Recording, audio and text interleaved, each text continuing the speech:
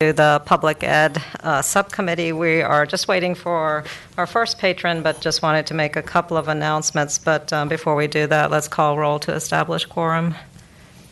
Senator Howell? Here. Senator Locke? Senator Dunavant? Here. Senator Peake? Senator Hashmi? Here. Madam Chair, we have a quorum. Thank you. Just a couple of announcements. If you are here to speak on SB 598, Senator Pillion's bill on college partnership laboratory schools, that is going to be passed by for the day. We will be hearing that bill next week. If you are also here for SB 600, school safety audits, law enforcement officers, that too is going, he has asked that too be passed by for the day, and we will hear that next week. So the only bill that Senator Pillion will be bringing this afternoon is SB 596 on the 4-H educational programs. But before you depart, I just wanted to introduce our new Secretary of Public Safety and Homeland Security, Bob Mosier. We're delighted to have you here and look forward to working with you this session. Thank you, Senator. Thank you, members of the committee. Thank you. And I think we'll see you next week then to speak on that bill. Okay. Thank you.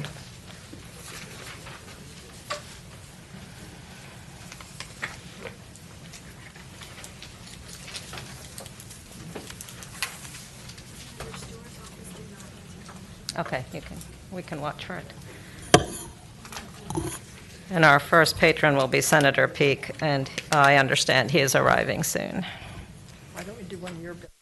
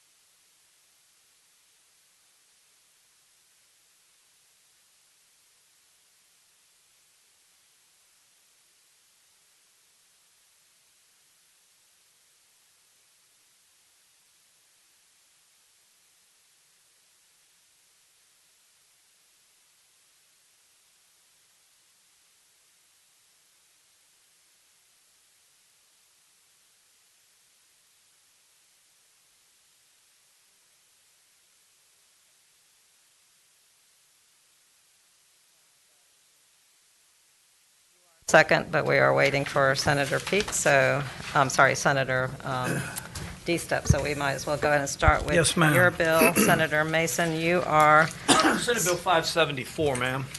thank you. Please go ahead, Senator. So we've talked about background checks in a variety of places over the years and the delays getting them. They are critically important to a lot of these professions, particularly childcare. But we are having a very, very, very difficult time getting people approved. There are two parts. One, you have the criminal, the FBI, the state police criminal background part. Then you have the CPS, social services part. That seems to be the one that year after year we have a difficult time frame getting.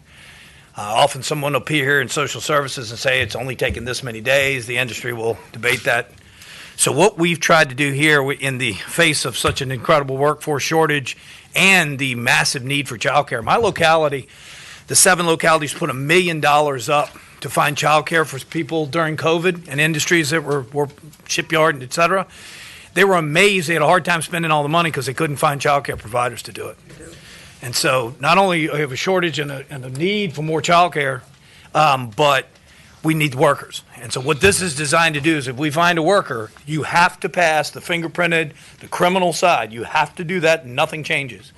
But this would afford them the opportunity to go to work in the facility as long as they are supervised by someone who has passed while they're waiting on the CPS version, which comes out of social services.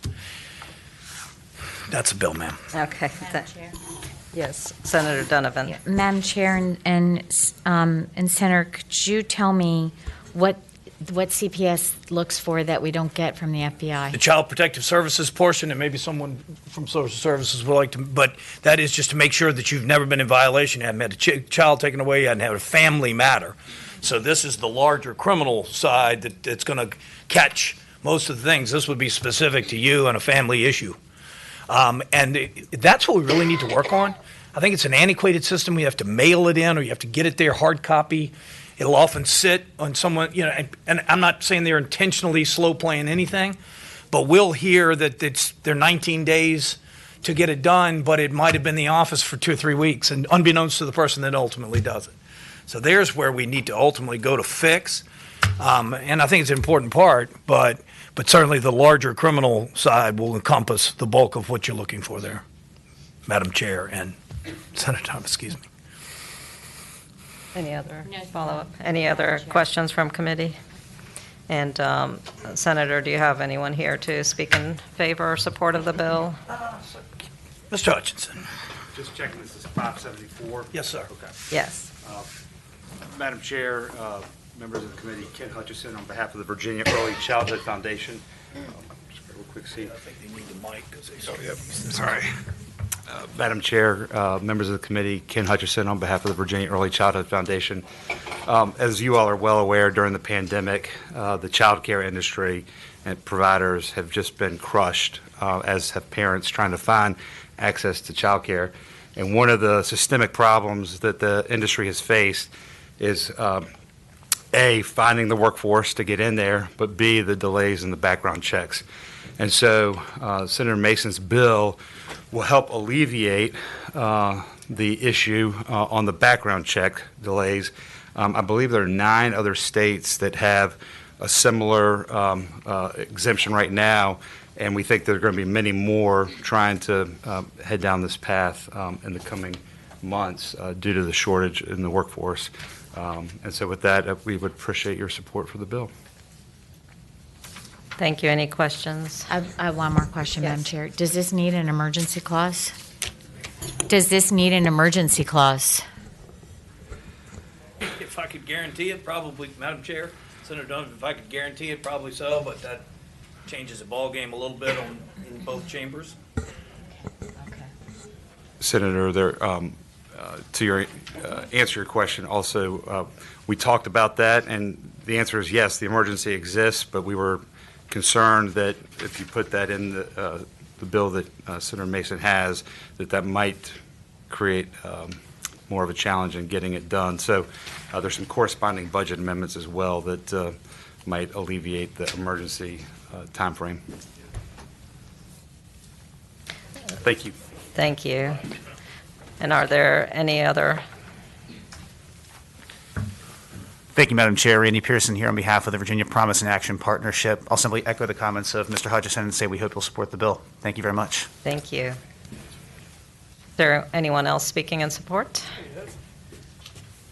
Eddie Ayla, Virginia Assembly Independent Baptist, representing religious exempt daycares, which I assume this is broad application, and it would definitely help because they were begging our daycares to stay open, and again, having staff. So we appreciate that. Sorry I didn't meet you earlier. No, show up anytime, support it. Thank you. Senator Mason, does this include our religious exemption? Let's make sure before we tell him yes. Licensed child day facilities, family day homes, and family day systems. We have a lawyer on the team here that can confirm for us.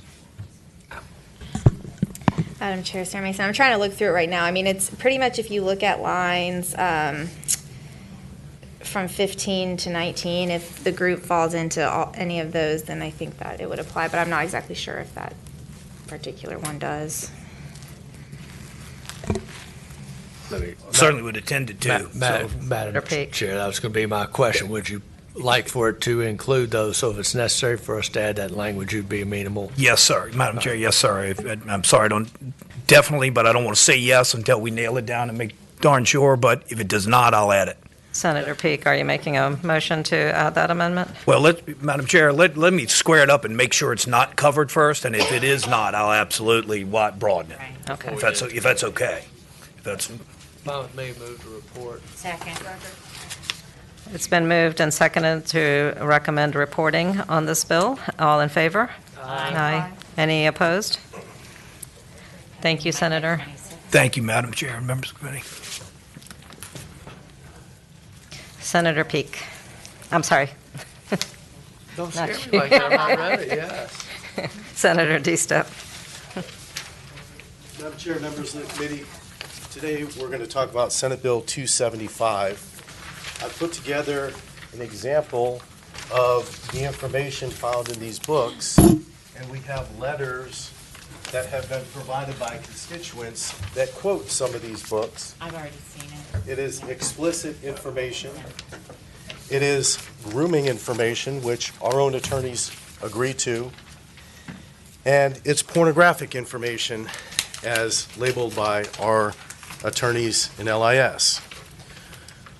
Over the last several years, it's been shown that pornographic materials such as these have been brought to our schools and provided available to our children. Senate Bill 275 puts parents at the forefront of making sure that their children are not exposed to harmful, pornographic, and grooming material as defined by Virginia Code 18.2.374.4.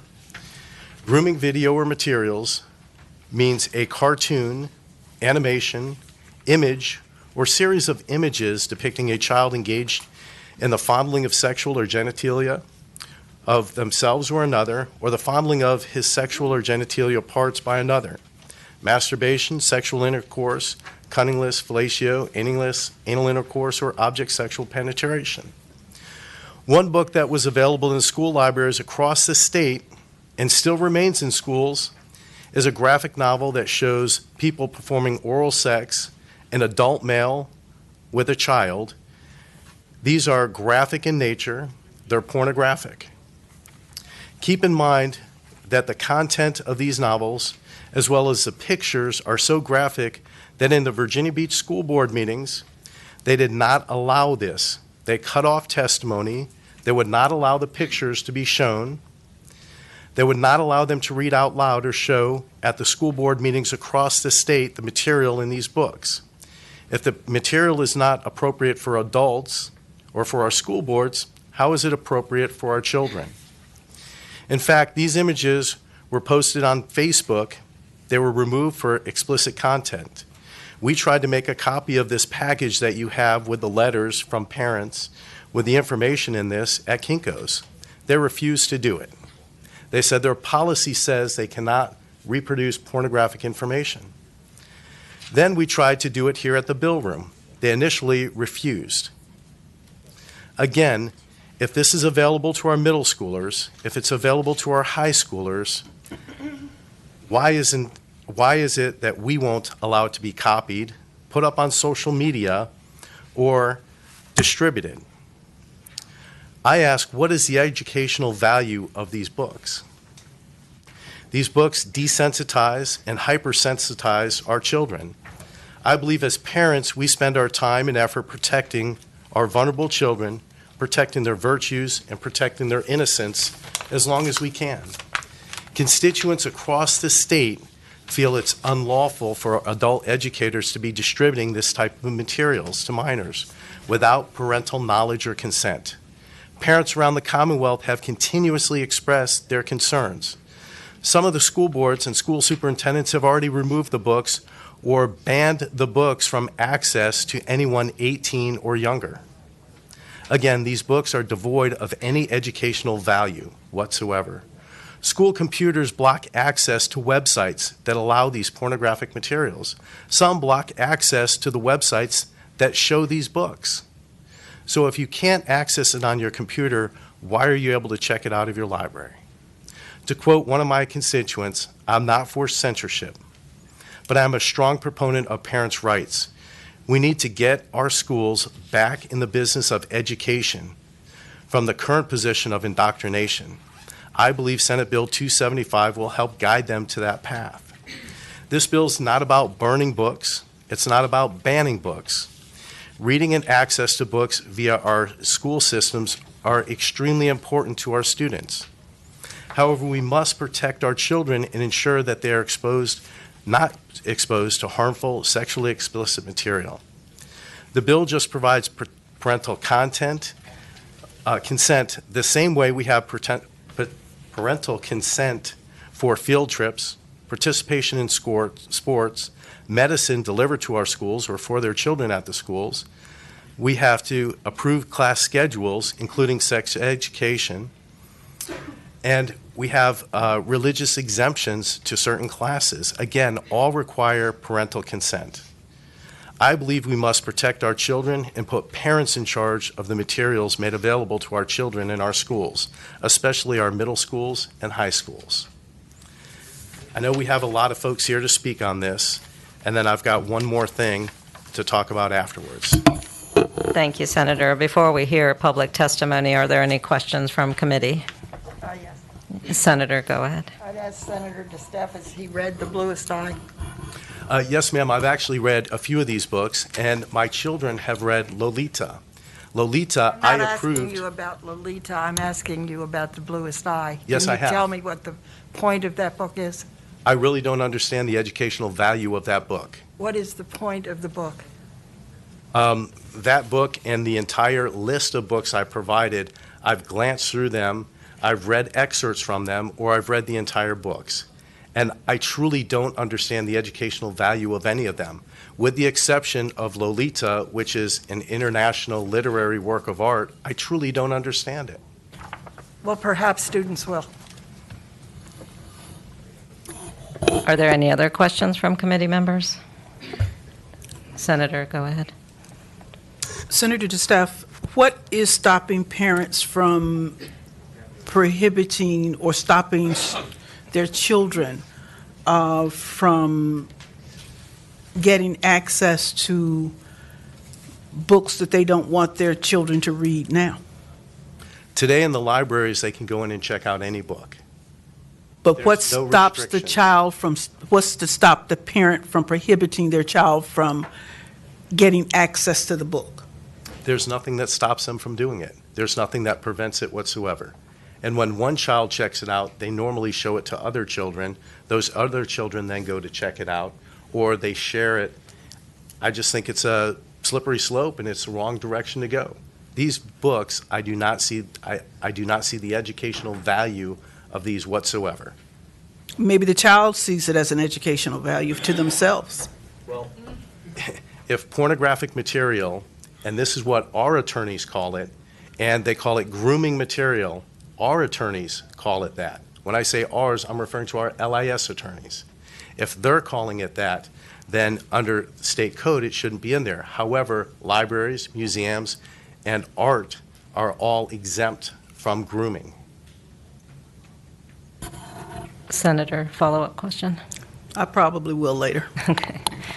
Just a point of clarification, I don't think our LIS attorneys have made a specific ruling on each of these books. I think your point is that we have a definition in code about what grooming is. Is that correct, Senator? Let me clarify. I have provided context and content out of the books for our LIS attorneys. Our LIS attorneys came and said, this material is grooming. It's classified as grooming. This material is classified as pornographic.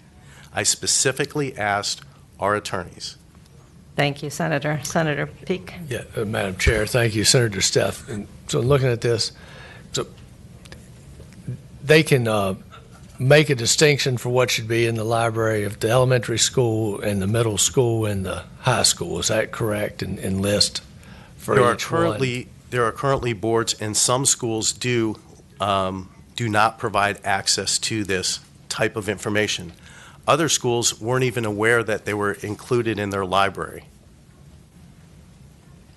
But under your statute, under your provision here, will they be able to have certain books at the high school level versus certain books at the middle school level versus certain books, or categorize them? You're not banning books, I take it. We're not banning books. We're Yeah. not trying to ban anything. So they can categorize them per school level? Yes, sir, they can. Okay, thank you. Any other questions from committee? I had a question, Senator DeStep. I was curious about the way in which the parental involvement in and reasonable opportunity for public comment before the selection and evaluation of printed and audiovisual materials. How is that envisioned? Is there a parental committee, or is it open for all parents to make a comment? How are you envisioning that? Well, there's a selection process and a committee that most schools, and I'll use Virginia Beach as an example, they have a group that reviews the books. What I'm suggesting and what Virginia Beach is now looking at doing is including parental oversight into that group. So they'll have parents allowed to review these books. And then they're going to allow parents to approve whether they allow their children to look at these books or not. Again, I'm asking for the parents to have the decision in this. Thank you, Senator. Who is here to speak? Madam Chair. Yes, Senator. You're asking parents to have the oversight to determine whether or not the book is put in a library? I'm asking the libraries to include parents in the group when they approve what books are put in the library or not.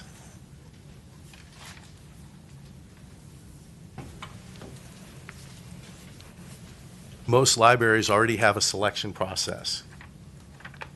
So librarians in the library will no longer determine what goes in the library? No, that's not what I'm saying. I'm saying that right now there's a selection process for what books are included in the libraries. I'm saying I'd like to have parents included in that selection process. Madam Chair, Yes, Senator.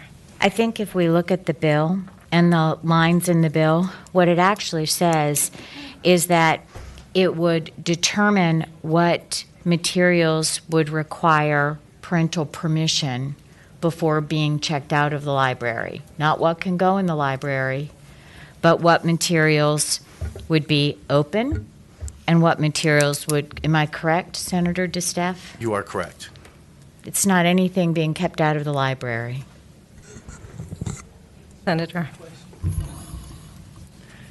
And this gets to my concern. When you take a book such as The Bluest Eye, which is about child molestation by family members, you would then let family members prevent a child from reading this book, which may be the only way that child can save herself. Isn't that right? Madam Chair, if I may respond. I think that children, as we raise them with certain values. If a child's being abused by a parent, we have a lot of indicators for that. I spent 18 months doing interrogations on child sexual predators and child sexual assaults. Worst 18 months of my life. I'll never go back and do that again. I've read hundreds of books on how to interrogate and what are the signs. We teach in our schools, our counselors, our principals, and our teachers how to identify these signs. So I don't believe having a child read a book is going to teach them what the signs are. I think the folks around them have a very good idea of who's being abused and how they're being abused, whether it's sexually or physically. We disagree. Not the first time. It won't be the last either. Are there any other comments from committee members?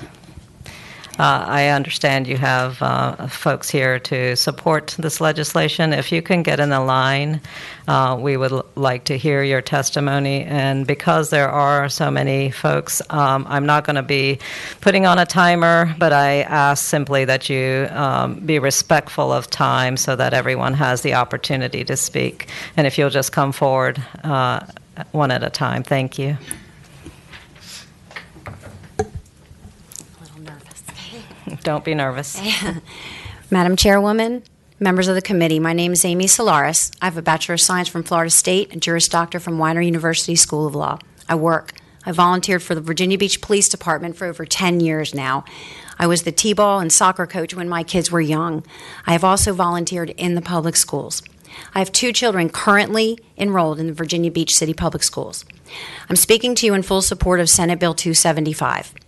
I was appalled when I found out there were books available in our public school libraries which depicted and described sexual acts and molestation. I learned further these books had been in our public school libraries for several years and had made their way into public schools across the Commonwealth. I was even more appalled when I found out these books were readily available to children as young as 11 years old.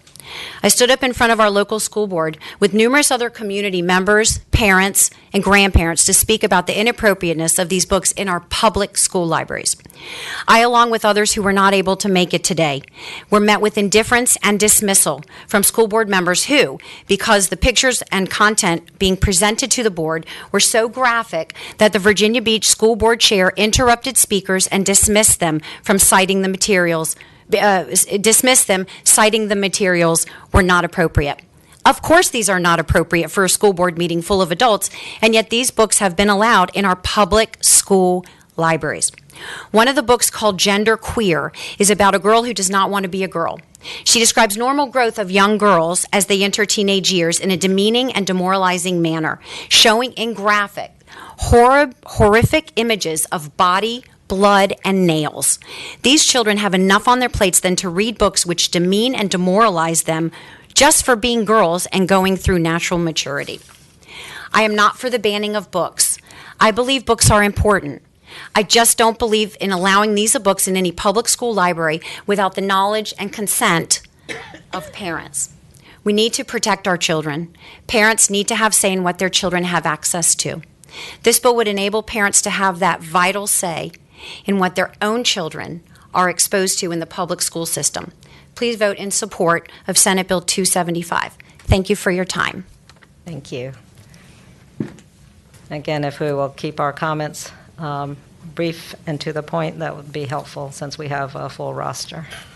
Good afternoon, Madam Good afternoon. Chairwoman, and to the committee. My name is Chris Allen. I know many of you on the committee have testified on education matters before. I am representing myself, 3 people.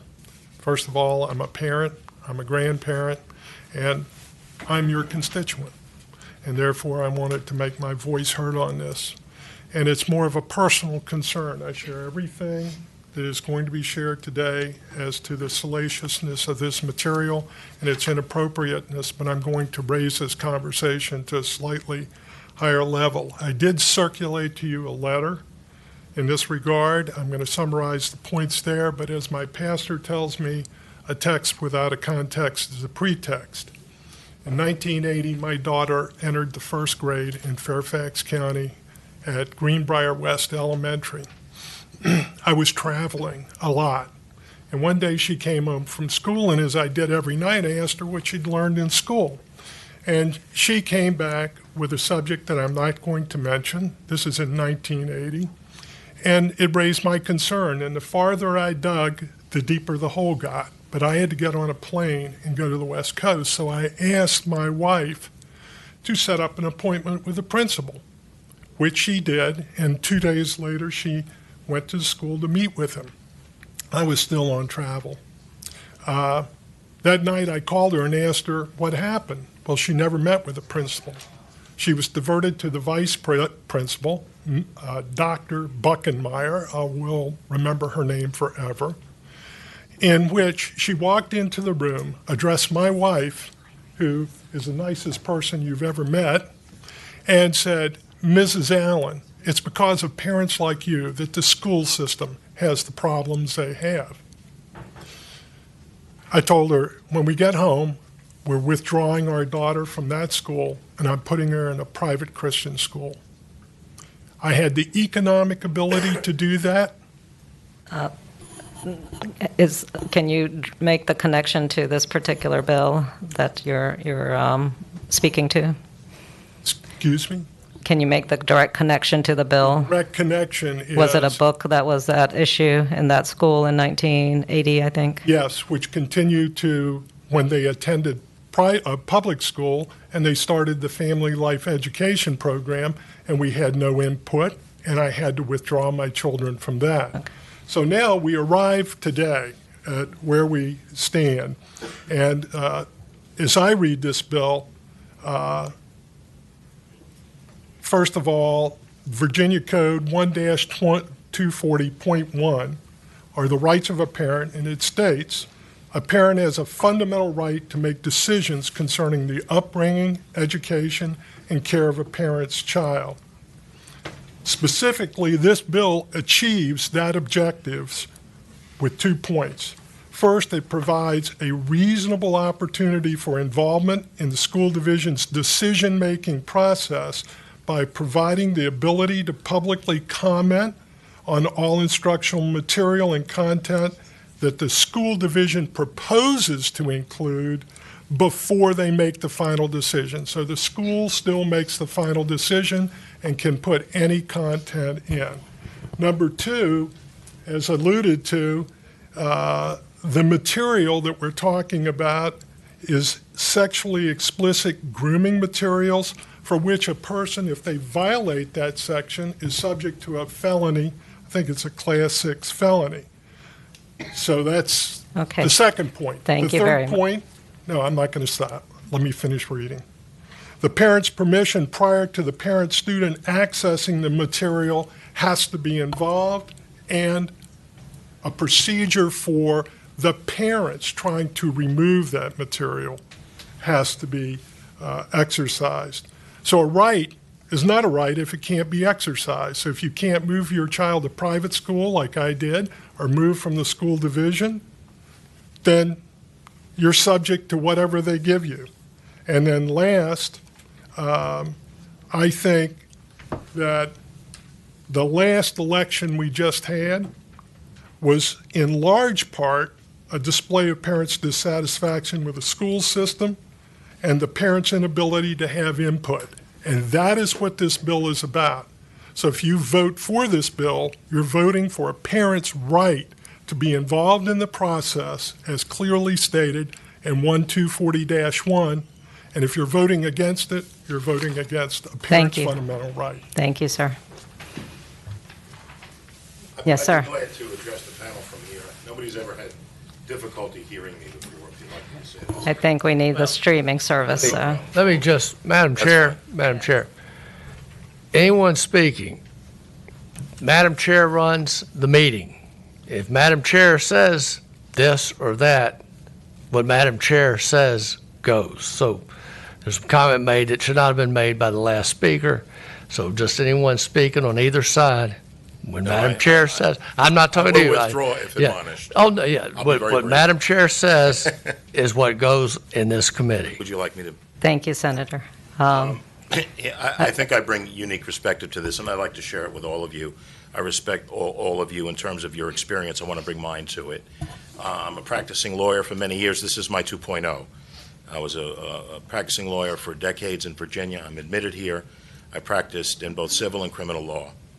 And when I became a staff attorney for a sheriff's office, my name is Mike Imprevento, I have been able to harmonize a lot of different things. And I'm looking at this hopefully cogently from the standpoint of statutory construction.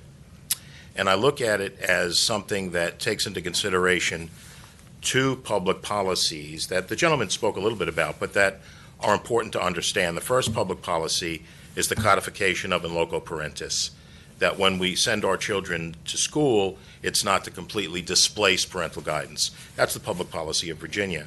The second public policy has been around for many years with respect to the legislature, and that involves certain materials that are criminally codified. All this statute does is create the balance of approval. There are some books on the shelf that are there to support and to allow us to support our children's gender identity and sexual orientation because we love them. There are certain books that might be controversial in that regard that may run afoul of well-settled law. And the way I read this from the standpoint of statutory construction, it simply allows input that's already the public policy of the Commonwealth. they need to be mindful of the fact that certain materials, which we know, certain materials that Senator DeStefano talked about, clearly run afoul of criminal law. Thank you, sir. All right? Thank you very you. much. I urge support.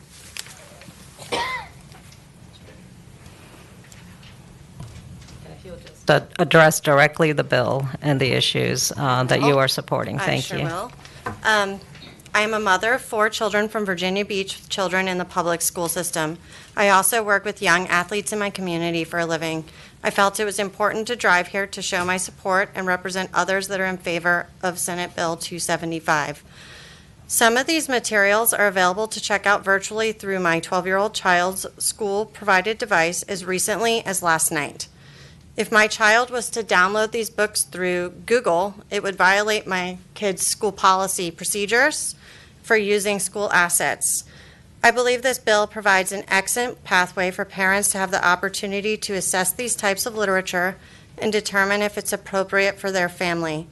When this topic has come up with other parents in my community, many are surprised to find out that parental consent is not already required for this type of literature.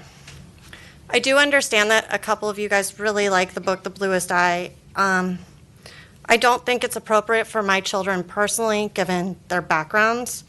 I have read the book, and I feel it contains pornographic adult themes, abuse, rape, incest, child molestation, and graphic violence narratives. I do not feel comfortable reading these passages in a public forum, but I do have some here for your review if any of you haven't read the book.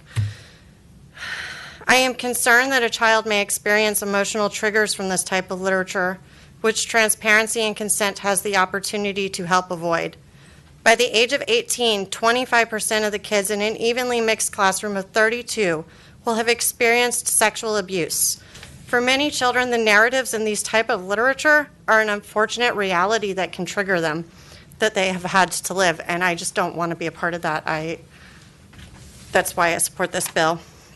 It will continue to allow and access a variety of literature, while some content will require notification to the parent. I have attempted to figure out how to opt out of some books with no success. Like many other parents, I have other responsibilities and a job, and I always rely on the school for transparency, and I would like to see that trust. Thank you. Next.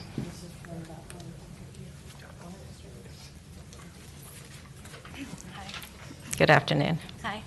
My name is Lindsay Bohine. I'm a mom of 4 children. I'm a former teacher. I'm here to speak in support of Senate Bill 275, which will allow more parental input on materials being provided to our children in school. So last weekend, bear with me for a moment. Last weekend, our family watched The Sound of Music on Disney+, and straight away when we pressed play, there was a notification saying contains tobacco depictions. Not long ago, we noticed we had to switch the settings altogether to find a family favorite, Peter Pan. This time we had, after pressing play, a lengthy disclaimer appeared warning viewers that there are negative depictions or misrepresentations of cultures. Essentially, Disney Plus was giving us parents an opportunity to consent to watching these classic films despite those very controversial themes. This type of warning setting, often called parental control, is commonplace in most media these days. We are familiar with TV and movie ratings that indicate if a movie or show is appropriate for children or youth or general audiences, or if they strongly recommend parental guidance. So for years, books containing pornography and graphic content have been available in our public school libraries to children as young as 11, and only recently those controversial titles have gained national attention and exposed what's going on in our school libraries. We have addressed this topic at the local level, as you've heard some speakers reading excerpts and showing images from these books only to be cut off and told that it's inappropriate. If it's not appropriate for adults, how can adults justify that this material being readily available to our children is okay? This should alarm everyone in the room. The Virginia Code states plainly that parents have a fundamental right to the upbringing, education, and care of our children. Senate Bill 275 puts parents at the forefront of ensuring that children are not exposed to harmful, pornographic, or grooming materials as defined by the Virginia Code. So if Disney Plus can notify us of tobacco depictions and literally keep films out of the reach of children. With a simple setting, public schools should be able to notify parents of books containing pornographic content or adult themes. These books are vetted and they go through a process before being purchased for school use, and so this shouldn't be hard. I want to be clear that we are not calling for banning books. We are calling for accountability and for our parental rights to be considered. I just want to say that I looked on my daughter's parent view, and there's no way for me to see what books that she's checked out. She's in middle school. So we have no record as parents. We don't, unless our children tell us, which hopefully we have an open dialogue, which I do with my daughter. I know what books she's reading. We don't have a record of the books. There's no content rating. And I feel like at the local school board level, we can come up with that. As explained in the bill, the boards will have control with parental input if necessary, but just some kind of alert system for us parents to know what's in the books so that we can be prepared to have conversations with our children in advance. And also maybe there have been some issues in our children's lives that they've been exposed to that are harmful, and this could be triggering. Anyways, that's all I have to say. I just want to thank you for this time, for this opportunity to speak. Thank you for the bill. Thank you. And our last speaker, thank you. Good afternoon. Good afternoon, Madam Chair. I'm Sherry Story, and I'm here. I represent the Family Foundation, and we're advocates for parents being involved in education, and so we strongly support the bill. But I'm also a grandma. I'm a grandma of 13 grandchildren, and I realize now what a job parents have. I didn't realize it when I raised my own, but now I see my kids, and they often need help. They need to be supported, and so I'm really thinking of my grandchildren too as I come forward and support this bill. And I hope if you have grandchildren, you'll think of that. Thank you so much. Thank you. Thank you very much. Appreciate it. Are there any folks here who wish to speak in opposition to this proposal? Please go ahead and get in line, and then we'll just hear you one by one. And again, if you can keep your comments to the bill and speak succinctly, we would appreciate that. This is new. Good afternoon. Good afternoon, members of the committee, Madam Chair. My name is Beverly Lammy. I am I have been the school library supervisor for Henrico County Public Schools. Many, many years in the classroom and supervising our libraries, as well as being a librarian myself, worked in a public library. I've already talked with Senator DeSteff's aides. I didn't catch you. But trying to kind of put this in perspective as to the reality of how it works for the purchasing and selection of materials in our school libraries. And this is throughout the state. This isn't just unique to Henrico. Typically, your funding comes to you as a librarian. You know how much money you have. And in the spring, most of your ordering is done in the late months of school year. And over the summer, the book vendors more or less get the books to the school library, and they start to arrive in anywhere from August to September, some of them particularly right now. They are extremely challenged, as anything else is, with the supply and demand. They're coming in trickles instead of just boxes. But to have a review process such as outlining here before any material that would go out on the shelf, it would just really completely slow down a process of getting these important materials in the hands of our students and our teachers. Obviously, the solution that I think the state has come up with, which is kind of outlined and alluded to in the code and the administrative code, is to establish an instructional materials review committee that if there are parent objections, and heavens, we support the fact that a parent needs to be the gatekeeper for any materials that a child uses in the classroom and any library materials. If there is something that is of extreme concern, as maybe is described here, there may be some others that may be science topics or social studies topics, Then that particular, so to speak, appeal is brought to the school principal. There is an instructional materials review committee that is comprised of parents, educators. Some of the school systems even have students that serve on this committee.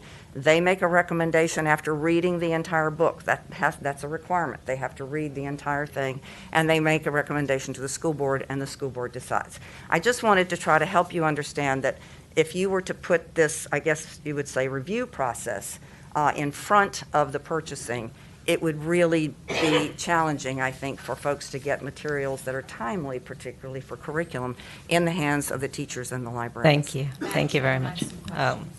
If you will come back, there seem to be some questions Do for your you. instructional materials review committees review every product in the library, or just things that are used in classroom instruction?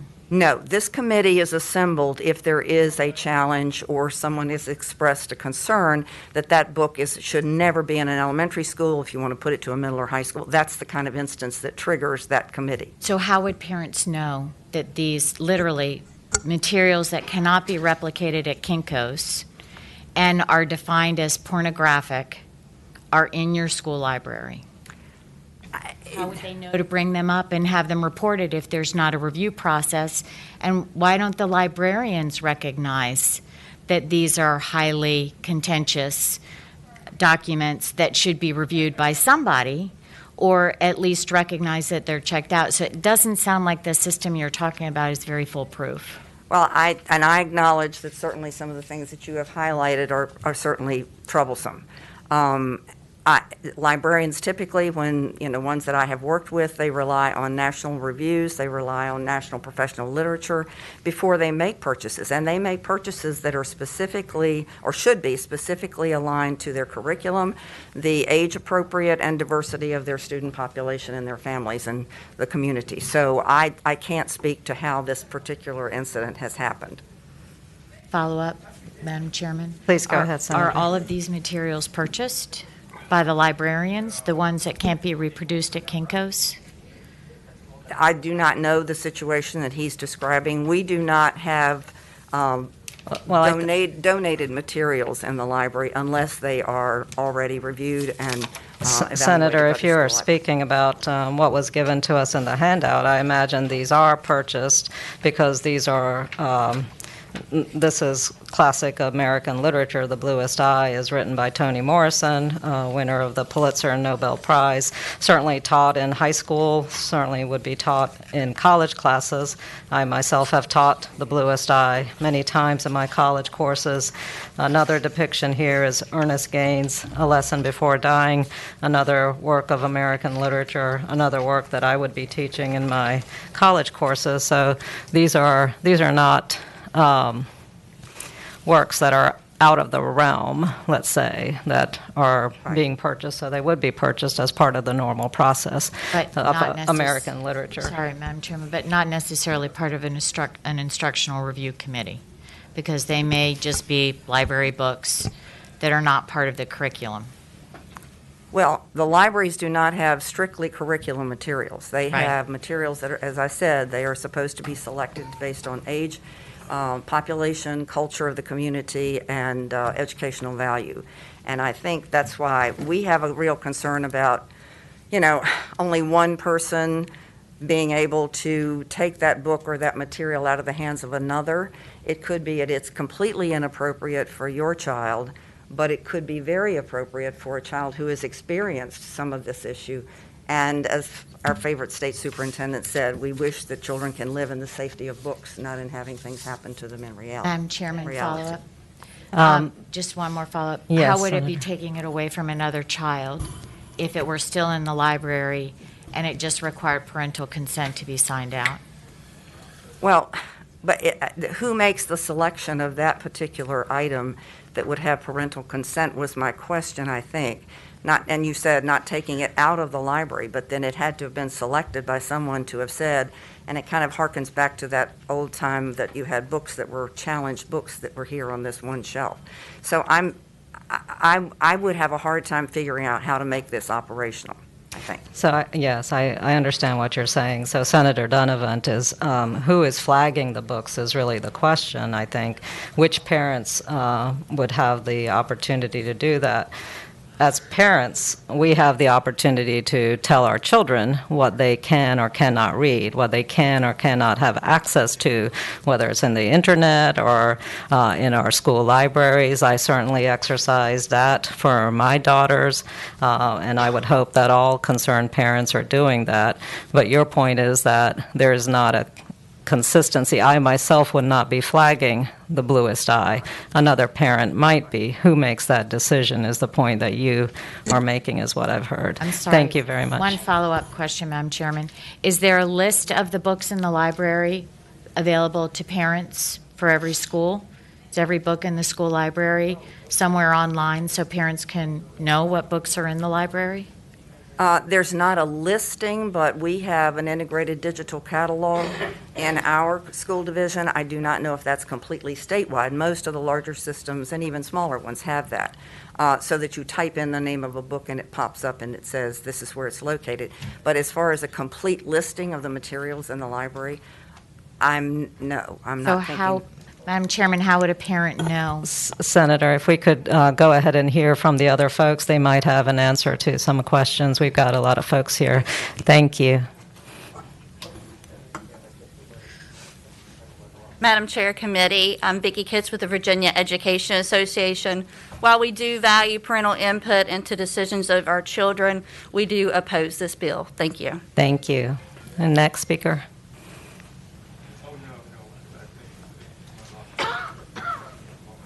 Good afternoon, Madam Chair and members of the committee. Thank you for the opportunity to address you today. My name is Judy Dykman, and I am the president of the Virginia Association of School Librarians. I am also the instructional specialist for library services for Richmond Public Schools and the librarian for the RPS Lit Labo, which delivers books to students throughout the city. It started in July of 2020. I am also the parent of 5 children that all attended and graduated from public schools here in Virginia. I have been a librarian in Virginia for over 13 years.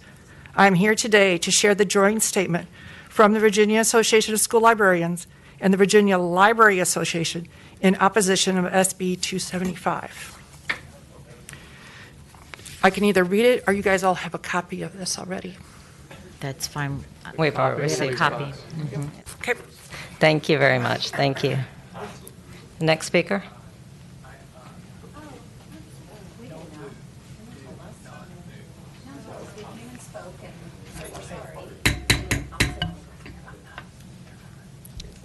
Please go ahead. Madam Chair and members of the committee, thank you for the opportunity to speak today. My name is Kelly Pasick. I live in Montgomery County in the 21st District. This is my 10th year as a Virginia public school librarian, and I'm also the lead librarian for secondary schools in Montgomery County.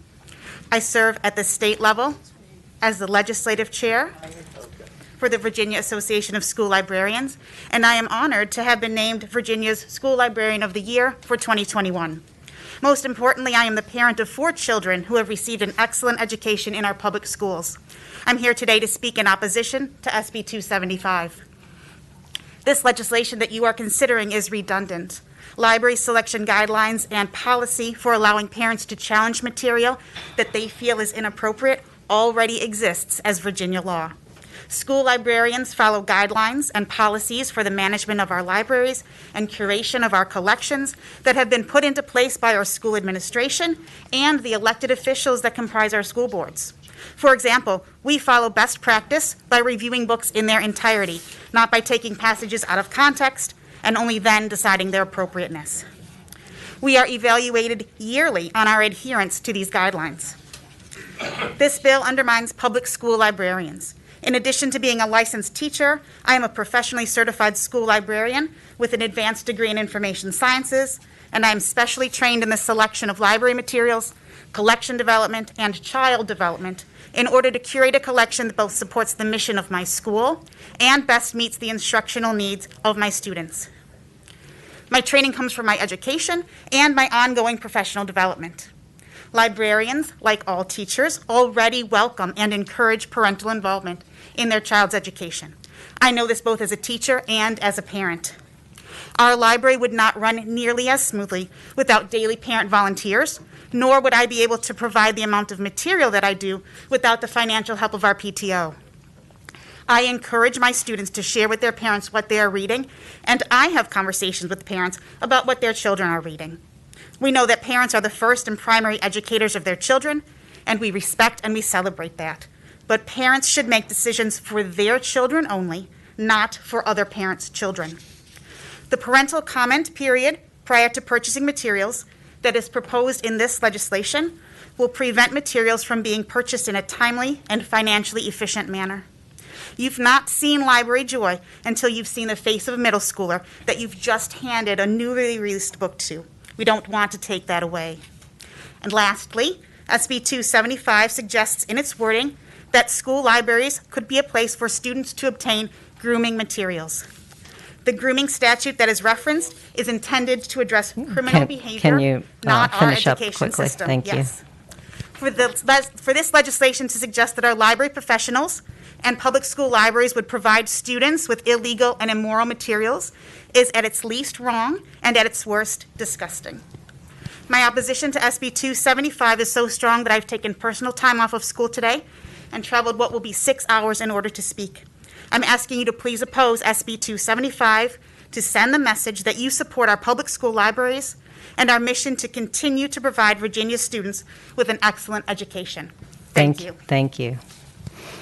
And if we could keep comments limited, if you can summarize your written testimony, that would be great. And if you have a lengthy written testimony and want to submit it to us, we will certainly be happy to take it. Thank you. Good afternoon, Madam Chair and members of the committee. My name is Lauren Culver, and I am a recent graduate of Montgomery County Public Schools in the 21st District. I attended Virginia schools for the entirety of my K-12 education, and I credit my public education with forming me into the empowered and confident citizen I am today. I am speaking in opposition of SB 275 today because the bill would harm the trust of communities and parents that our librarians rely on to nurture safe spaces and encourage learning and growth. Depictions of sexual interactions and discussions of sexual interactions are not rare among friends in high school or even middle school hallways, none of which originated from material found in our school libraries. In 2019, more than half of all American children owned a smartphone by age 11. While you would hope that parents are careful about what their children can access on the internet, we know that you cannot possibly censor everything. Our libraries are safe spaces for students to access information in a safe and carefully curated environment, as opposed to the unsafe and unmonitored online world.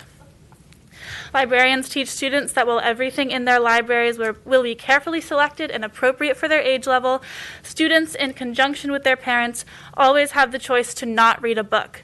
If a parent does not want their child to read books about specific topics, they certainly have and have always had the ability to prevent their child from reading such books. They do not, however, have the power to keep those books out of the hands of children who are in need of stories that may help guide them through real-life experiences that they are working through. Books found in school libraries do not cause students these difficulties and these confusing situations, but rather they provide a safe and age-appropriate way to understand that they are not alone in their experiences and that they have access to support. I'm grateful for the opportunity to speak to you today, and I sincerely hope that my words will encourage you to oppose this harmful bill. Thank you. Thank you.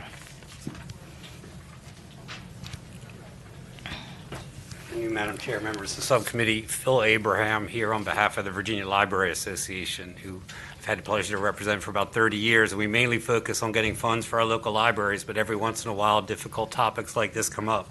I'll try not to be repetitive. I just want to touch on a couple points that haven't been made. First, I think it's very important to recognize the distinction between classroom materials and library materials. Students do not generally have a choice in the instruction materials they are taught in the classroom. In a school library, it's just the opposite. The student chooses the books they wish to read. Nothing is forced on them. Second, there's been some discussion of the existing procedures in place. School catalogs are available for the most part online, so parents can look up the books that are in the school libraries. Parents can also ask the school librarian not to allow their kids to check out books that they find objectionable.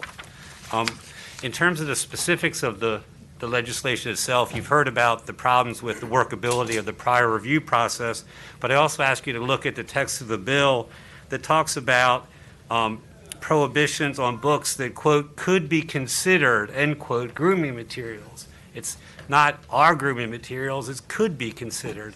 And as we see with books, everyone has a different opinion of what could be or what could not be.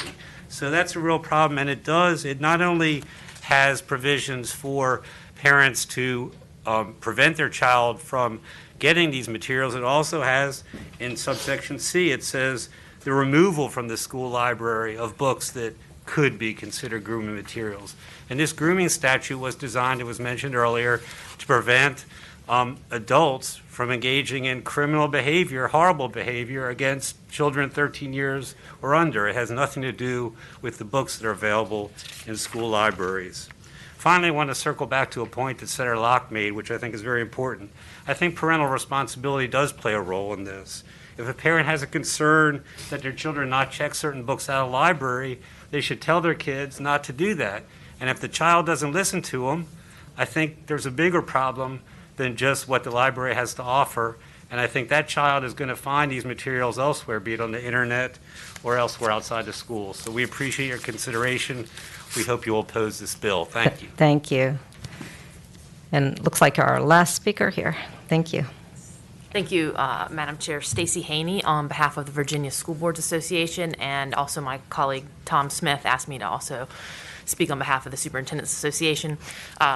We are also opposed to the legislation. I can't say it better than the folks who spoke before me, so I'll just sum it up by saying that this is an issue that's best addressed at the local level. Even the story that the senator told to begin this, his recitation of the story included that now in Virginia Beach, the school board is putting into place, they're reviewing their process and looking at how they handle that process. And so this is something that our local school boards already can and do have processes in place to address appropriately. And so we would ask that you not advance the legislation. Thank you. Thank you. Thank you. Any comments, further questions from committee members?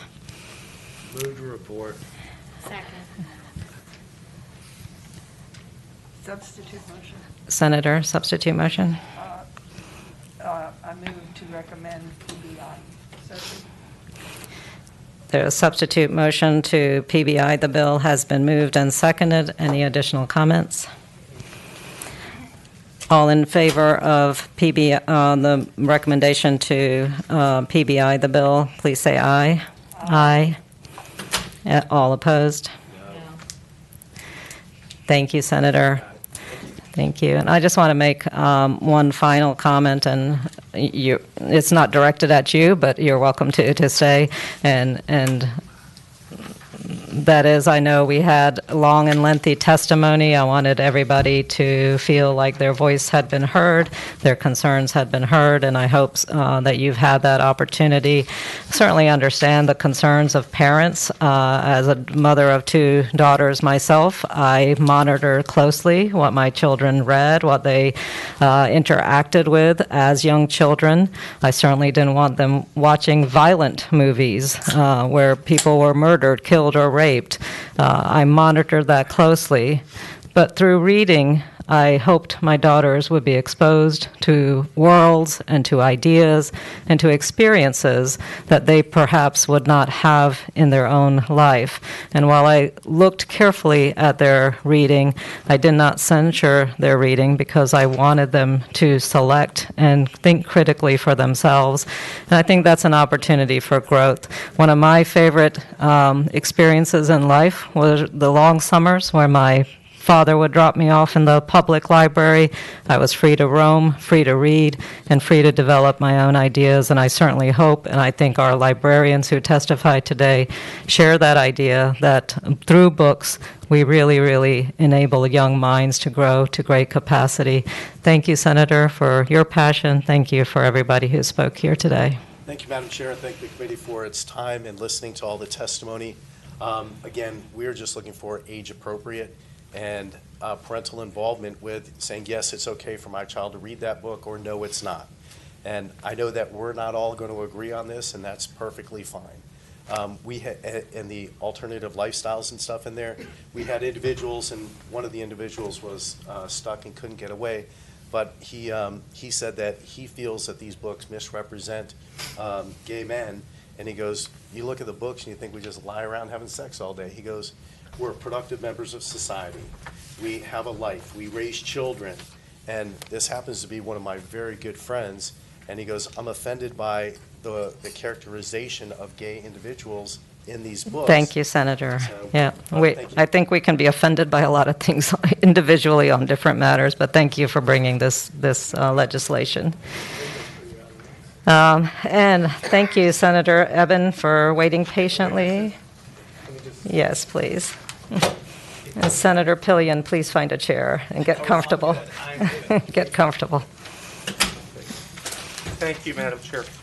Members of the committee, this is SB 285. It has to do with racism and bullying in high school sports.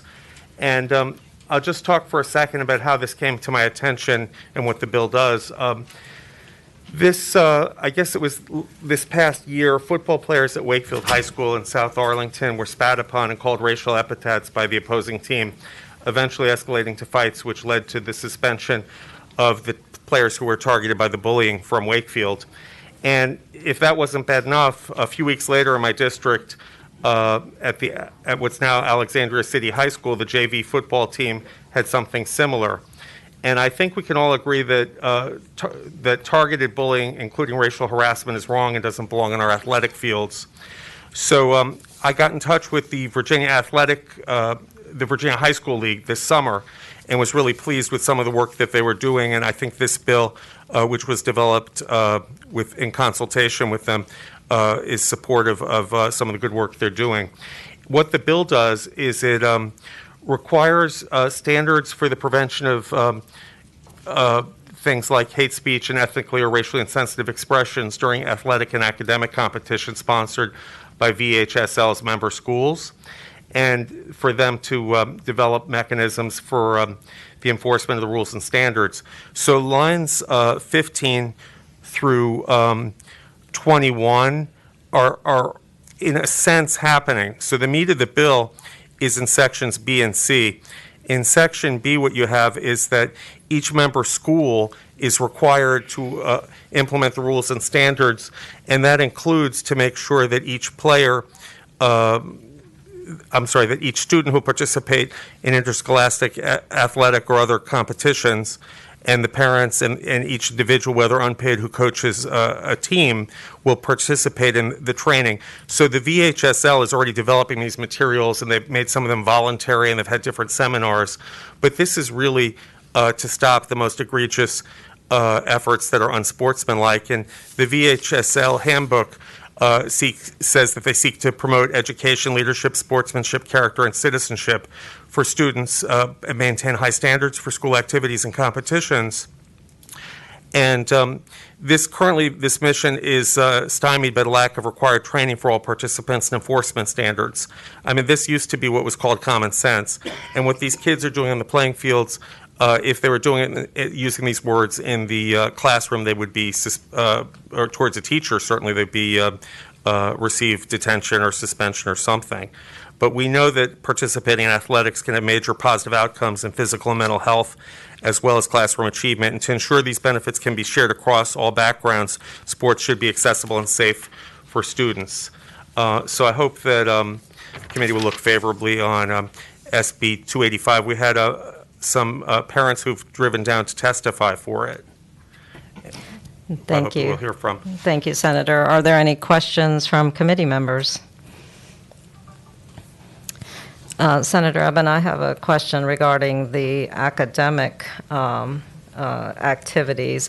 As we all know, does that include every academic activity, such as after-school club activities, 4-H organizations, which we will be hearing about shortly? It's meant to include competitions, academic competitions, but that's not really where the problem lies. The problem is really that we've identified.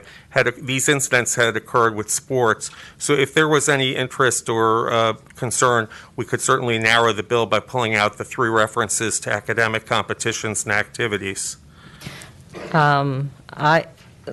you raise a good point. Have we ever had any, that you know of, any incidences, say, for instance, in a model UN club or competition for forensics and debate and so forth? I personally don't know of them. I think that when we were developing the bill, one of the local school boards that we consulted thought it should be broader, and I did that at a deference to them. But I'm fine with just focusing on the athletics, because the Virginia High School League, which governs both, that's where their focus That's is, the and that's where the focus, problem okay. is. We don't need to be too broad.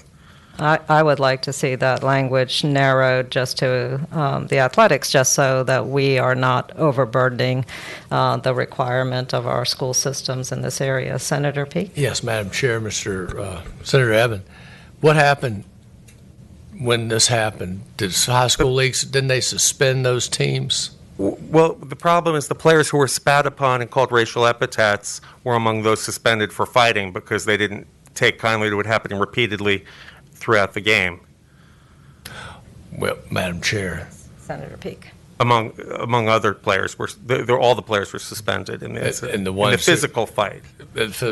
Well, that goes to a different issue, which I've had with the school boards for years, which we won't get into. When some person gets hit and hits somebody back, then both of them get suspended. That's a school policy, not an athletic policy. Going back to the Virginia High School League, Madam Chair, yes. Mr. Senator, did they suspended the people who called them? Did they suspend the team so that they couldn't compete the rest of the season? Or did they have provisions? We have some parents for who might be able to answer better than I, and perhaps Mr. Hubbard, if he's here from VHSL, might. But my understanding is that the players who were the subject of the bullying were the ones who were suspended. Now, the other team, I'm not sure if they received any discipline. I don't know. And we have Mr. Hubbard here.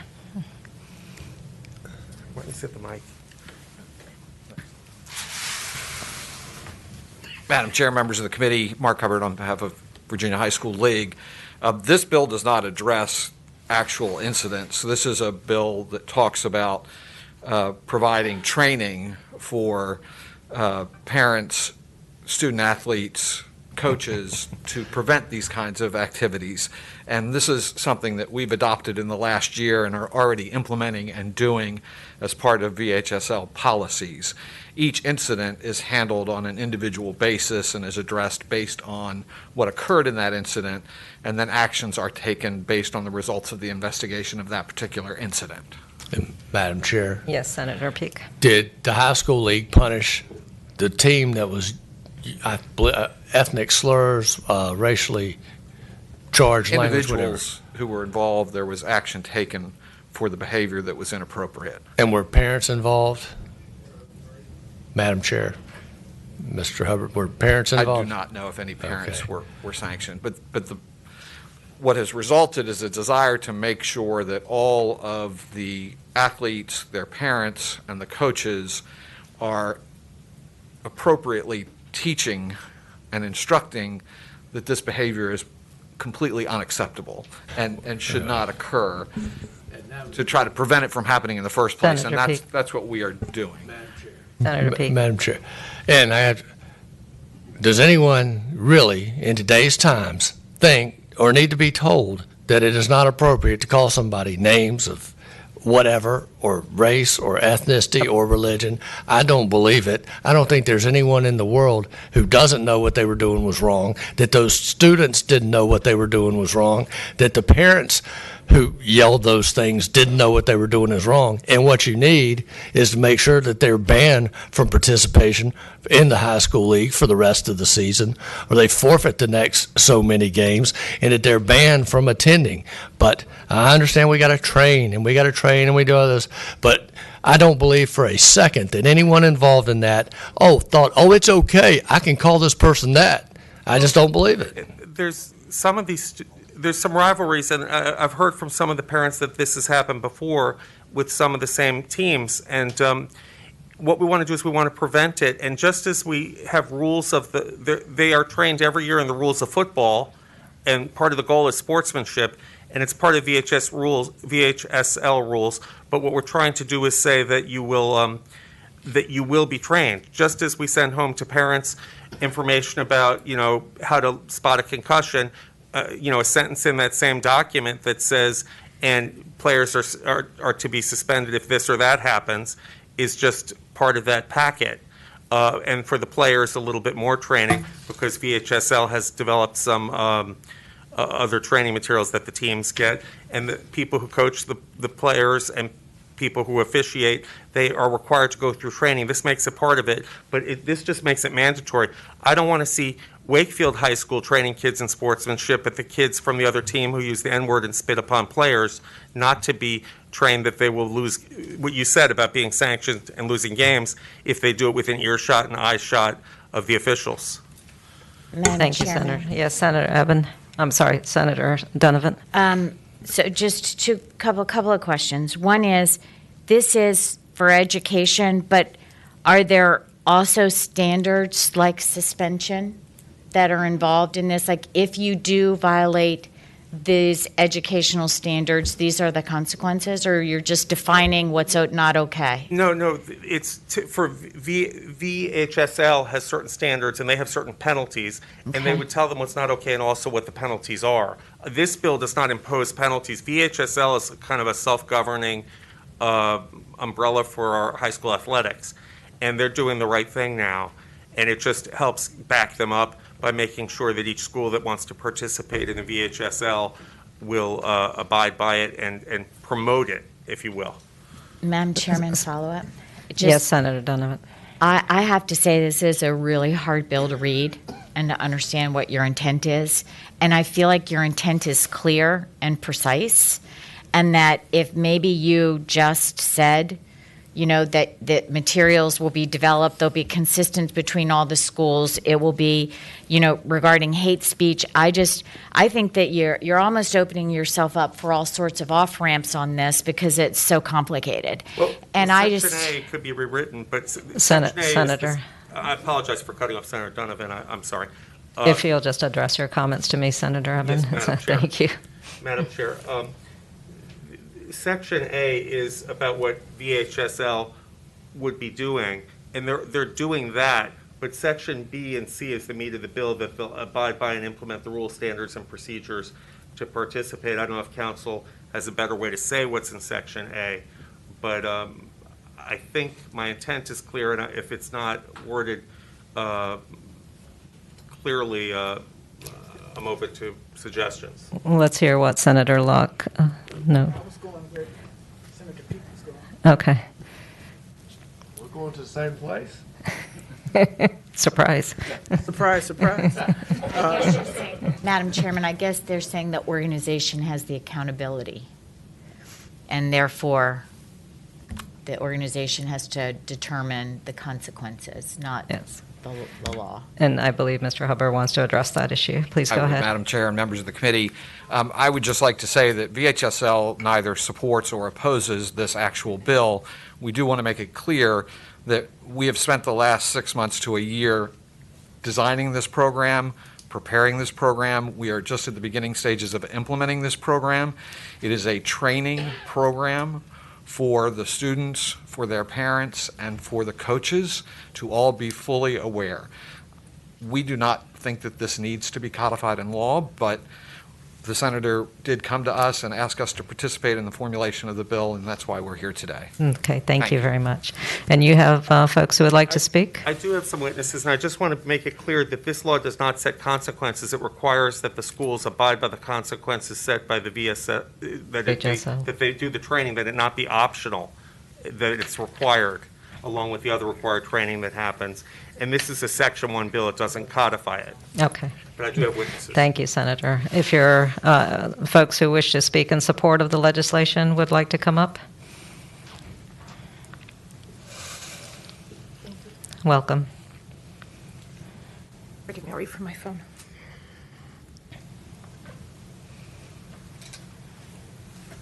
Good afternoon, Madam Chairman and members of the subcommittee. My name is Monique Bryant, and I'm honored to appear here today to speak in support of SB 285. As a community member and a parent, I thought long and hard about what would be most appropriate to include in my testimony today. I decided to speak directly from my heart. Last year, our children were subjected to one of the most vile and vicious bullying attacks during an athletic competition. They were taunted with racist hate speech and spit upon in this pandemic nonetheless. Each person close to this trauma has had many sleepless nights asking what more can we do to affect change. The magnitude of this travesty has weighed so heavily on our children and the parents that felt violated, dehumanized, and unsupported. I've come to the conclusion that the responsibility and accountability rests with us, the adults. That is why I'm here. I started the Play Fair Now petition on change.org to garner support for our students and to show them that we would all fight for them and with them every step of the way. Our community responded with almost 15,000 signatures and showed up for our Ring the Bells Against Racism parade in droves. There's not much more in my power that I can do to ensure that this doesn't happen to other students and families. However, you have the ability to get into some good trouble and vote for what is right. The eyes of our future are literally watching to remind us all to stand on the right side of history. I kindly request that you stand in the gap with me by voting in favor for SB 285 to ensure that our students are treated with dignity and respect in all facets of education and competition in the state of Virginia. Thank you all for your hard work and for your time. Thank you. Are there any other speakers? Thank you. Welcome. Thank you, Madam Chair, and distinguished members of the Senate Public Education Subcommittee. My name is Monique O'Grady, and I'm a 23-year Arlington Public Schools parent who just completed 4 years of service on the Arlington School Board. I thank you for the opportunity to speak in favor of Senator Adam Ebbins' bill to address unacceptable bullying and racist behavior in interscholastic competition. Harmful bullying and racist behavior should have no place in our society, much less in our schools or the competitions that happen there. Unfortunately, when I was chair of the Arlington School Board, we saw this happen to Arlington High School students and students in a nearby district during football season. At that time, the VHSL did not have the correct system in place to effectively discourage this type of behavior or educate officials or staff on how to adequately address the infraction in real time. Senator Ebbins' bill will change that. As elected leaders, you have the power to help guide and support VHSL in providing officials, staff, and families with the training and tools necessary to ensure that this behavior has no place in interscholastic play. This is important for the potential victims who deserve to compete in challenging environments, but one's clear of racist and bullying acts and words. The impact goes well beyond a targeted student. It reverberates through a whole community, making everyone feel unsafe. It also sends the unfortunate message that current policies were not created to protect everyone equally. It's also important for perpetrators to understand that racist charged behavior and bullying don't belong in fair competition or in our communities at all. Any student should also learn early and immediately that this sort of behavior is unacceptable behavior, it holds consequences, and that it will not serve them well in the future. The Arlington School Board is on record as supporting action to work with the VHSL to ensure that this sort of training is put in place because, honestly, it is needed. It needs your legislative action and support to make sure it continues to go in the right direction. I want to thank you for the opportunity to speak today. Thank you very much. Thank you. Yes. I just want to say hello to Monique and thank you for coming down. And it has been shocking to me what happened both in Arlington and in Fairfax counties. I thought we were better than this. And obviously not everybody is. And I think that this bill it won't solve the problem, but it will be definitely a step in the right direction. Thank you. Thank you, Senator.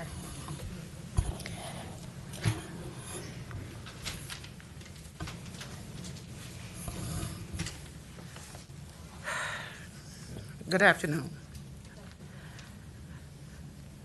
Thank you for giving us this opportunity to sit before you. I am the parent of the athlete who was spit upon.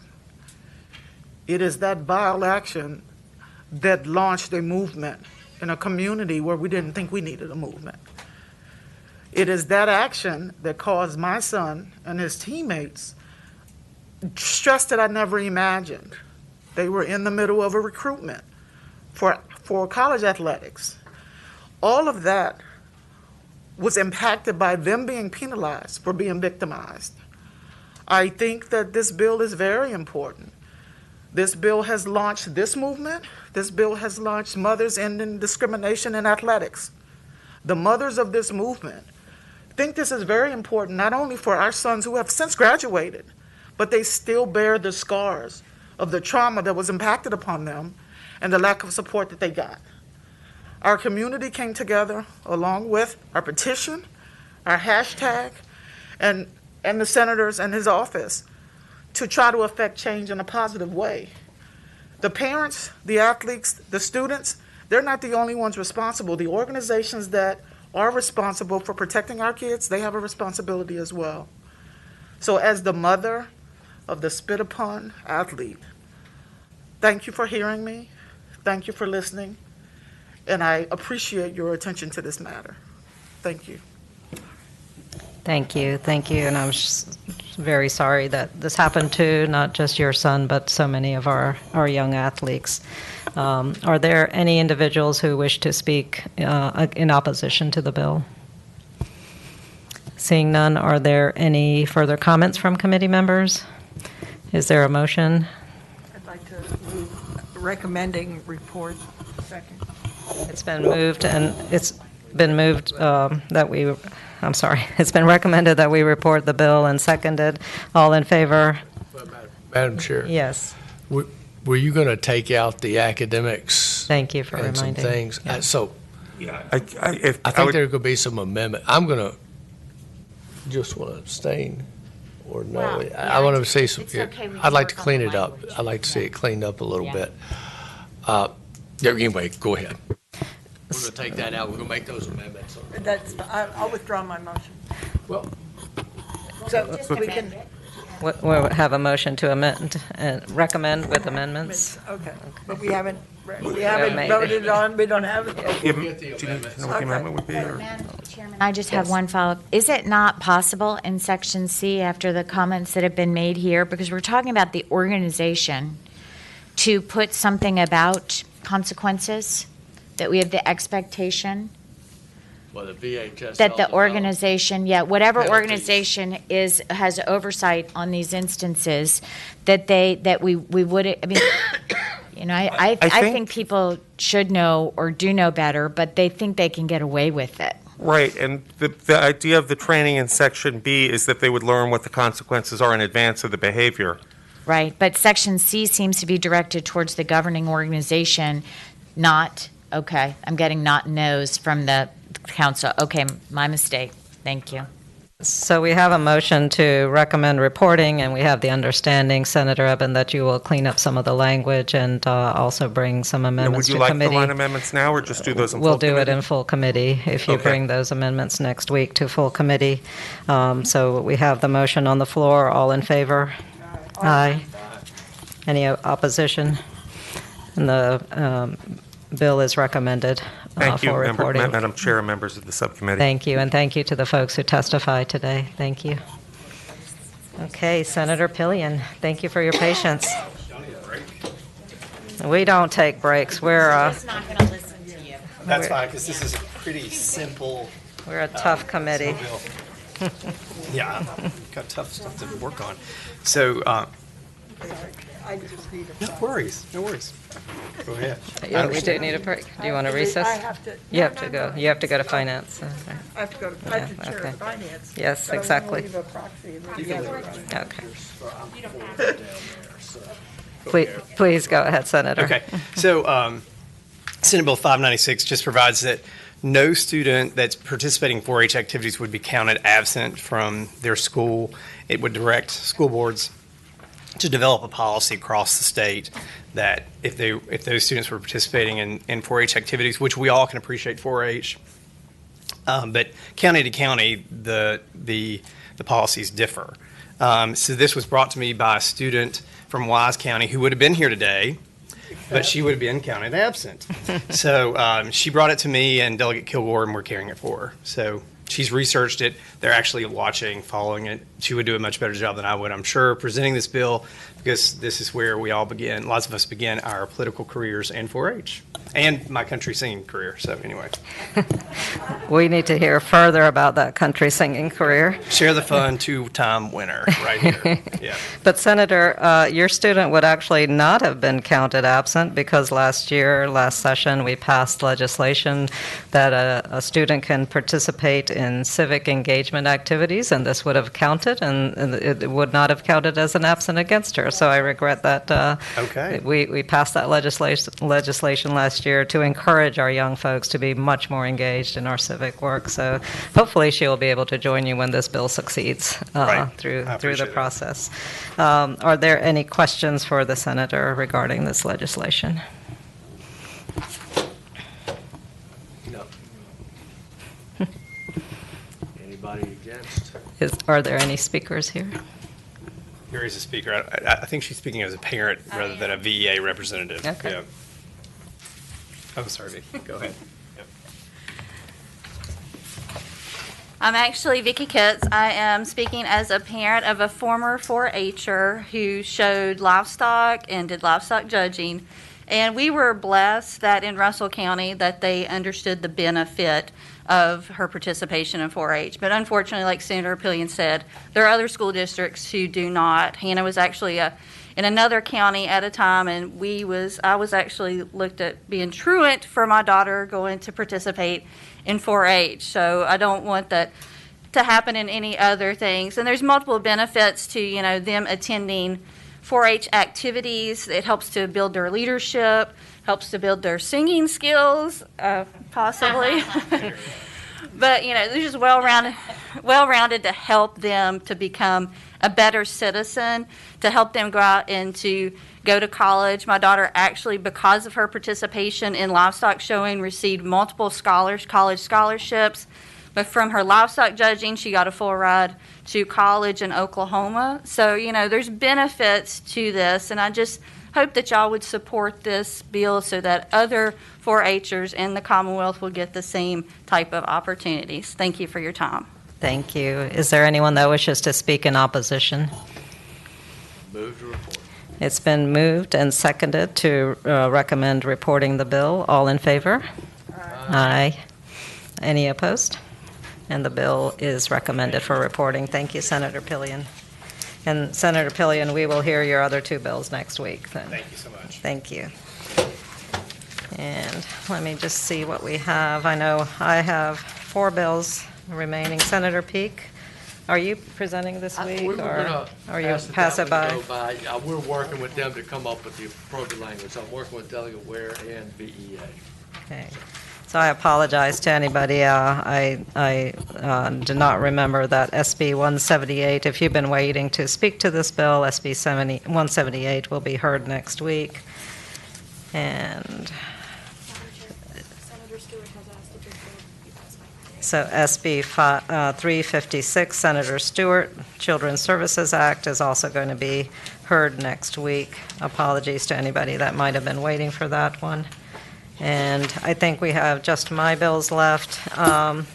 Why don't we take a look at our SB 239, and that is with our STEM Education Advisory Board.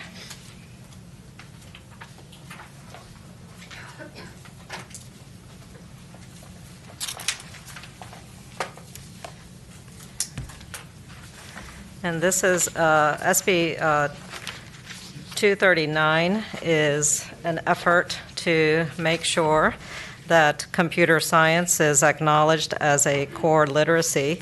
And so the reason for this bill is to establish the critical need that we have for computer science and make and treat it as a foundational literacy skill one that is now absolutely transferable across so many disciplines, and we want to encourage its integration into our school systems. The inclusion of both academic and career technical education CTE content areas in this legislation is important towards the Commonwealth's goal of destigmatizing CTE content areas, and also towards acknowledging that frequently and increasing CTE programs are applied STEM programs. This bill would establish benchmarks and requirements for what accounts for STEM instruction, and when school districts can adopt the label of STEM school or STEM program, establishing a measure of trust and transparency. At present, we don't have such a measure to define what constitutes a STEM program or school, and not infrequently, these programs fail to connect what amounts to fun instruction to an essential learning objective.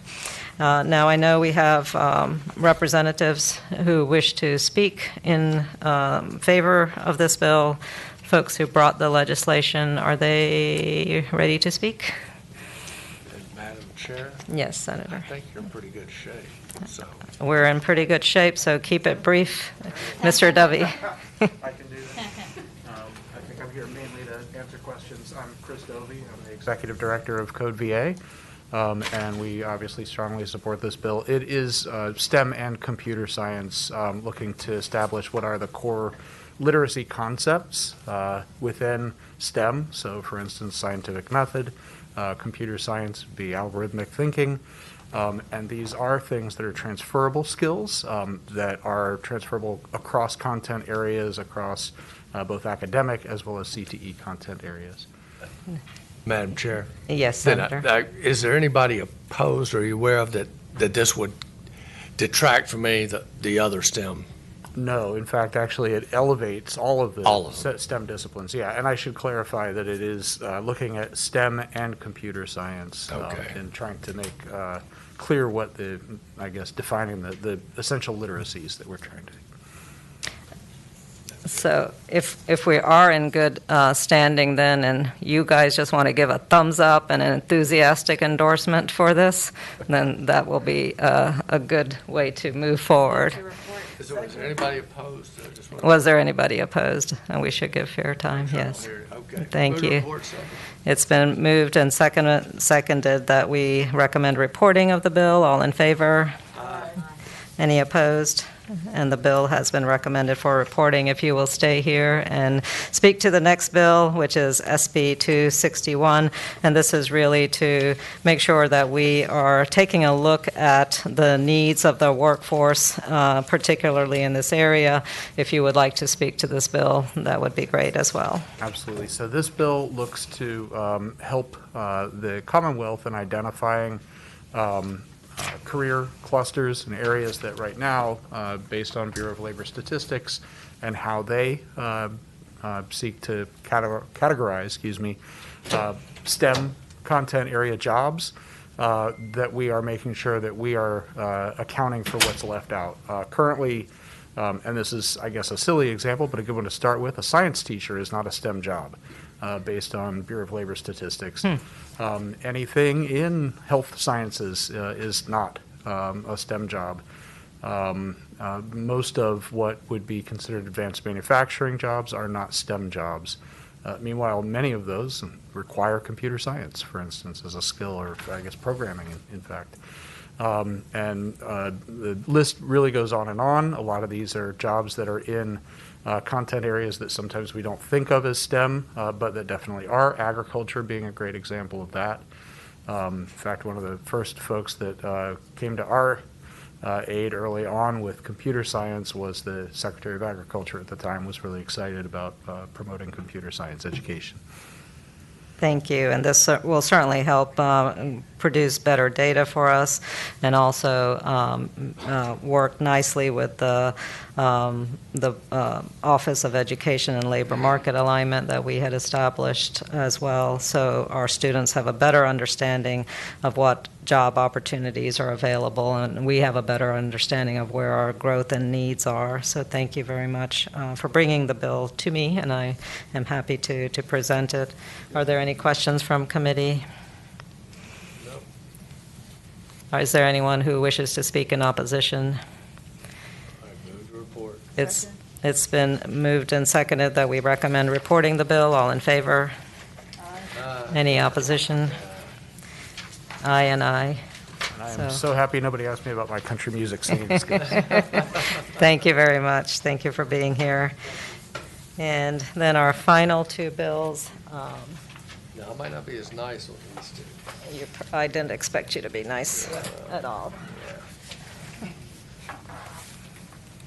SB 156, this is the English Language Learners Bill, and this is a topic that we have visited as well last year, and this is really to raise or increase the options of ratio for our English learners by adding more teachers. So this proposal is amending the staffing requirements for English learner teachers in order to make sure our students have resources and the support that they need. The staffing ratio is going to be amended if this legislation is successful.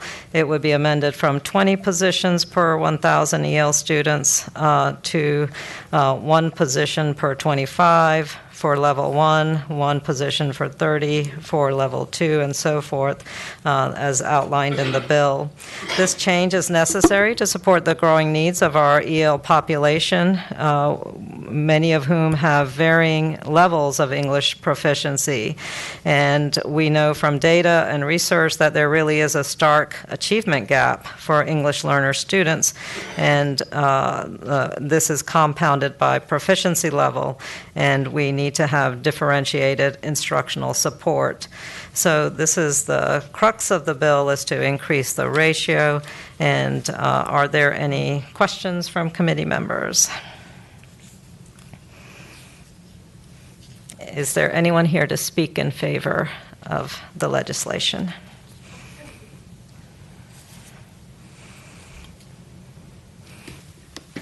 Welcome. Thank you. Madam Chair and members of the subcommittee, my name is Christian Martinez. I'm an advocacy specialist for CASA. We provide services to 10,000 Latino, working class, and immigrant Virginian members. CASA is in support of SB 156. According to data gathered by PwC Public Schools, Prince William County Public Schools, on full-time student enrollment by English learner status, it said that this school year, 2021 to 2022, 26% were English learner students. With the data showing a little more than 25%, it shows that there is something that needs to be done to help our English learner students, to make sure that they have resources to do well and not leave them at a disadvantage. Additionally, this is one of the reasons why we have the Mi Espacio program, a youth after-school program to help these students navigate the academic system. We must invest in all students to make sure they achieve at their highest potential. Let's pass SB 156 and look out for all our future high school graduates in public schools. Thank you. Vicki Kitts with the Virginia Education Association. We support any bill that helps to increase supports for our students as well as funding. Thank you. Thank you. Hi, good afternoon, Senator Hashmi, members of the subcommittee. We're very grateful for your patronage of this legislation, Senator Hashmi. At Part Richmond Public Schools, this is one of our priorities this year on our legislative agenda. Over the last couple years, since this was first prescribed by the Board of Education, we have just continued to see the needs of our English learner students skyrocket. We've seen graduation and dropout data go in the wrong direction during the pandemic, and we know that these students need more support to progress through levels of proficiency and get on track for graduation. So we hope that you will all support this bill. We have another member of our language instruction education program team here today who's going to share a little bit more about some of our students. Thank you so much. Thank you. And I know our next speaker, my former colleague. Welcome. Senator Hashmi and distinguished members of the committee. My name is Lily Mir Jahangri. I am wearing two hats before you, supporting the bill. On behalf of Language Instruction Educational Programs at RPS, with RPS, I am Newcomer Academy Specialist for the division, and also with Virginia TESOL, I am, as their legislative liaison, I am speaking in support of the bill. I believe that the data speaks for itself. In 2012, we were looking at 92,420 English language learners across the state. In 2021, we had 100,017,248 English language learners, and this shows an amazing 20% growth in our student enrollment. And another exciting part of our data is in Virginia, our immigrant youth student population in 2012, we had 23,448 students. And now in 2021, this still does not include the Afghan refugees that we have welcomed in our state. This number is 40,762, which speaks to 73% growth in our immigrant youth and refugee student population in Virginia. With the Afghan refugees, we are looking at 6,000 students in Virginia. We have 3 bases that they welcomed and supported their the families, and out of the 6,000, the projected number of our school-age children is 40 to 50%. All this data together calls for the need for our teachers, a robust team of teachers to serve our English language learners for their language access support as well as their mental health. Our newcomers have experienced extreme trauma. And I also have 2 short pieces that I would love to share very quickly. That they are our student success data. We welcomed Leonardo T. in our Newcomer Academy last year at George Wythe, in the first year of the Newcomer Academy at George Wythe. And he not only improved given the services that he has received, and he's now in an AP Algebra. He is an acting teaching assistant in his class. And this is a short piece of art that he wrote to himself. Hey, Leonardo, I am writing this because I know, by my faith in God, that when you read this, you will start to remember how God helped you. Remember, when you started to learn English in your first year in George Wythe High School, remember all the things that you learned help you get where you are. Also remember that if you're thinking about big things in your future, you can achieve it. Work hard and never give up. Sincerely, Leonardo. That is our student success piece. And speaking of their mental health need and given the trauma that our students have experienced, this is a piece from Osman G. We welcomed him this year, September of this year. And this is a short poem that he wrote. The story of a toad that cries in the river. And that's why I stay in tears. There was a toad that cried every night because he missed his family. One night they decided to cross the street so they could eat food in the swamp. When they were able to feed themselves, a truck passed, and the family ended up dead. And that's why I stay in tears. Thank you. Thank you. Thank you. Very powerful. Thank you. And our final welcome. Thank you. Good afternoon, Madam Chairwoman and members of the committee. My name is Ashley Kenneth, and I'm the President and CEO of the Commonwealth Institute for Fiscal Analysis. We support Senate Bill 157 and believe it's an important step toward ensuring that English learner students have access to a high-quality education and receive the resources that they need in school. Instructional staffing for English learners is currently set at 20 positions for every 1,000 students, which is equal to about 50 students per instructor. This is insufficient to provide any English learner the resources and the supports needed to reach positive outcomes. The Virginia Board of Education prescribed revisions to Virginia Standards of Quality to increase required staffing and state funding for English learner students. The proposal also ties staffing to the language proficiency of the students to better direct resources where they are needed and where they will have the greatest impact. Insufficient staffing and resources is having clear impacts on students and consequences on students, as you've just heard. The barriers that English language learner students face have been exacerbated by the pandemic, and data suggests that they have been hardest hit by the disruptions. On 2021 state math and reading tests, English learners performed the lowest out of all student groups. 73% of English learner students graduate high school, compared to 94% for non-English learner students. And Virginia is 6th worst out of all states for English learner graduation. Virginia must support the needs of all of its students and adequately fund staffing for our English learner students by passing this critical legislation. Thank you. Thank you so much. Is anyone here to speak in opposition? Any further comments from committee? Yes. Madam Chair, yeah. So where's the funding coming for this? Let me pull up my budget here. We have put in a budget request. Budget amendment for For how much? For fiscal year 2022-23, it's 13 million.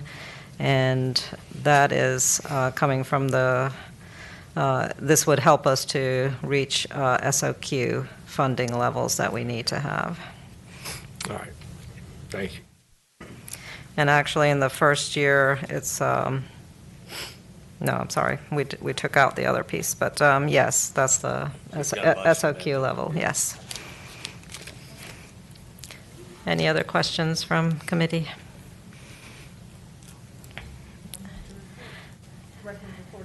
It's been recommended for reporting. Senator Howell is seconding it. It's been recommended and seconded that we report the bill. All in favor? Aye. And Donovan's an aye, and I'm a no. So we have 4 ayes, 1 no. Thank you, Senator Peake. And then the final bill in front of us is SB 157, which is regarding teacher pay here in the Commonwealth. And this legislation is in alignment with the outgoing governor's budget proposals for the increase in teacher pay. This bill is asking for state funding that is going to fund a 5% annual pay increase for every individual who is employed in a SOQ-funded position effective 23-24.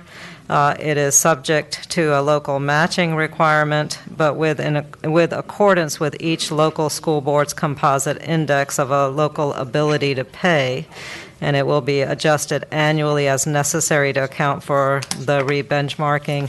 And again, it is focused on our SOQ-funded positions, and it is in alignment with the governor's budget proposal for a 5% pay increase. Are there any questions from committee? Is there anyone here to speak in support?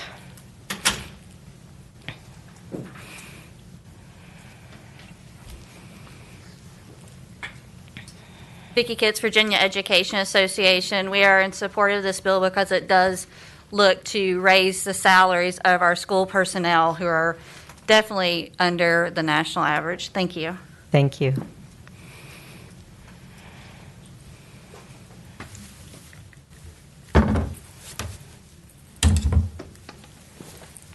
Tom Smith, Superintendent's Association. We're in support. This is probably our number, besides the support cap, the number 2 priority that we have this year, and we appreciate you bringing it.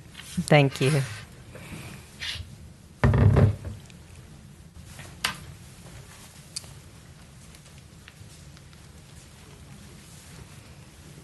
Ashley Kenneth with TCI. We support this legislation, and we thank you, Senator, for your work to ensure that Virginia students in every zip code have high-quality teachers. This legislation creates a process and a pathway for Virginia to reach the national average teacher pay, which is an important bipartisan policy goal. And research shows that effective teachers are the most important school-based determinant of student educational performance. Unfortunately, low pay in Virginia is contributing to teacher and other staff shortages. Higher pay attracts higher achieving young people to enter the teaching profession, and it helps keep teachers from leaving the profession. Unfortunately, according to 2019 data, Virginia teachers are paid on average just 67 cents for every dollar paid to their similarly educated peers in other professions. This is the biggest pay penalty in the country. Raising teacher and staff salaries by 5% each year is an important step, and bold investment is needed in future years to catch Virginia up to the national average, which will continue to increase with inflation. Local governments can't afford to make up the difference alone. In many rural and economically struggling counties and cities, this legislation commits the state to doing its part, and it maps out a pathway for reaching the national average by 2028. So I urge you to vote yes on this important measure. Thank you. Thank you.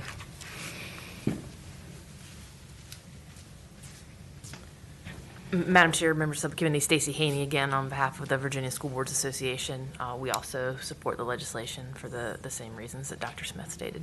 Thank you. Thank you. Is anyone here in opposition to the legislation? Any other comments from committee? Is there a motion on the floor? Thank you. It's been moved and seconded that we recommend reporting. All in favor? Aye. Any opposed? There's one no. 4-1. And does that conclude the docket? Okay. We are adjourned then. Thank you, everyone.